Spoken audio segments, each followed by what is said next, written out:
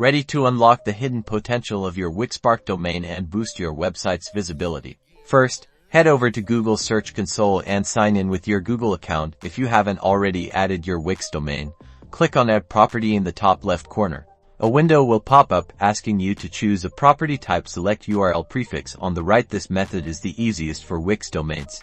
Now, carefully enter your exact Wix-parked domain URL in the field, including the HTTPS part. If you have an SSL certificate, then hit Continue.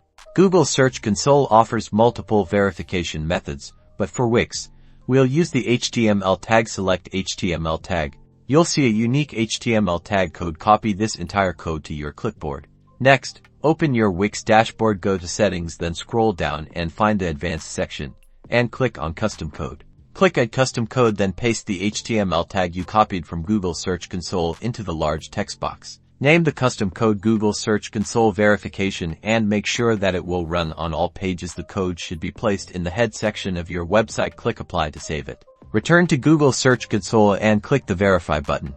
If everything was done correctly, you should see a verification successful message. Click Go to Property and you are done. Google Search Console will now start collecting data about your parked domain.